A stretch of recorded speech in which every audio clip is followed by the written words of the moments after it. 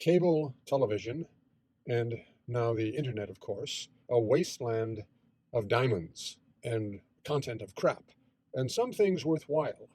So there's a show, content, canceled and revived, resurrected, zombified, about ghost hunters, some tubular enthusiast with a tight t-shirt so we can see his big guns going through abandoned death rows and insane asylums and abortion clinics at night with geiger counters and light meters and cardiovasculo-spectorographs and infrared, no, because it's green, night vision cameras. Oh, he enthuses, peering intently at the screen. Did you see that too? It was a ghost! Clearly, a dancing sphere of light on the screen and a sharp echo. You saw it too. It was astounding. Are you here, spirit? Are you trying to tell us a message about your existence? Was your death painful?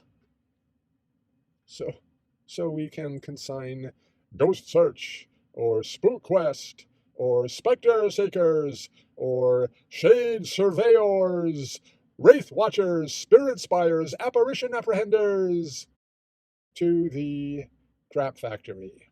Then there's the stuff that's light but not shameful.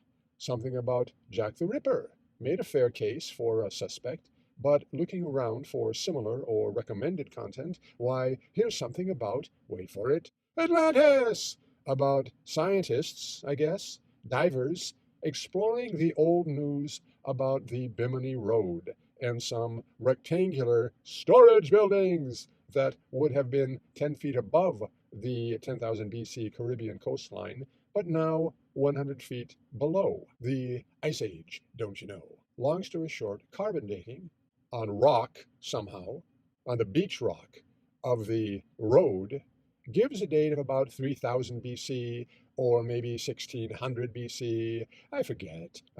I'm sorry. Radiocarbon dating is not for rocks, but these rocks were somehow 7,000 years or more too young to be the artifacts of the lost continent of Atlantis. Again, these scientists slash explorers were filmed, as is always the case, staring at and commenting upon the sonar and video images of their efforts. See that? It is clearly a right angle, a perfect right angle, indicating carved rocks of human construction, proving Atlantis, of course. And notice how regular these storage structures are. It's such a shame they are utterly covered by 10,000 years worth of coral overgrowth, which law forbids us from removing. But the sharp angles of these humanly carved blocks have nevertheless survived 12,000 years of eroding strong currents that threaten us in our dives to sweep us out into the miles deep ocean. I think I'm quoting. Maybe not. Whatever. I, objective viewer, did not see right angles. I saw random foundations of rocky outcroppings or displaced boulders. Hard to say which. As for the road, it is indeed an interesting archaeological or geological phenomenon, analogous to natural formations found on, oh, say, dry lake beds. Highly ordered and regular geometric shapes. Who can say? But where does the road go? Has its course been mapped? I've known about it since the mid-70s, and in the ensuing 5 decades, we would expect this elementary question to have been pursued. How long is it, this road? How wide? Does sonar or other testing reveal a network or a pattern, a grid? Has any flagstone ever been retrieved and studied? Perhaps there are answers, but the show did not give them, nor has any other such show over the decades. Questions that remain unanswered due to sloppiness and dishonesty. It's not about some mystery, scams, and cults.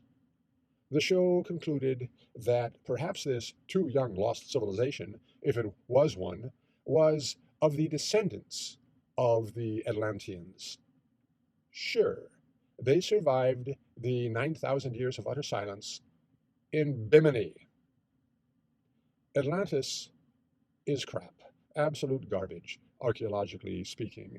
Neato myth from Plato, used as a codicil, but useless as history.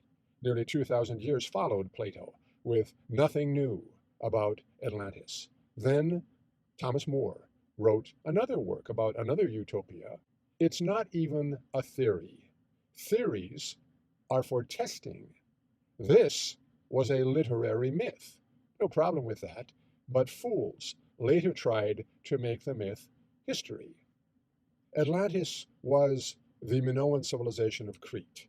It is a certainty.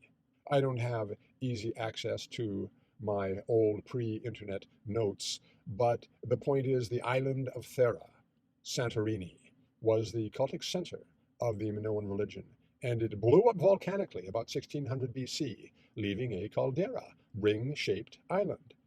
The consequent tidal wave crippled the Minoan civilization on Crete, 70 miles away. We find the signs of the waves. The Cretans rebuilt a pathetic shadow that lasted a few hundred years more, then got wiped out again in another disaster. Plato tells us Atlantis lay beyond the gates of Hercules. Gibraltar, right? No, there was another strait by that name in the Aegean, beyond which lay Crete. Plato says 9,000 years. 900 years before Plato wrote, that second destruction of Crete occurred. Plato says Atlantis was a series of concentric islands and harbors. The island of Thera survived as a ring-shaped island. Get it? We can find the correctable errors. I like that. As for the UFO pyramids on Mars dudes, I get a little impatient with them. I love mysteries. I like their solutions to be rational and to answer the evidence in the simplest way possible, parsimony, Occam's razor. When we are young, we love to speculate, but we generally have only a little actual knowledge, so we may be led to all sorts of pleasing but incorrect solutions. With maturity should come probity. We must be skeptical of even our cherished ideas. The Bimini swimmers needed someone on board who had a capacity for critical thinking. As for the Phantom Finder hosts, well, I looked them up. One may have graduated high school. The other seems to have gone to junior college. In itself, that's as it may be, as is the fact that their day job is as plumbers. It's a good job. And yet, the quality of their thinking, they need to open a stripper bar and do their reality show about that instead of science.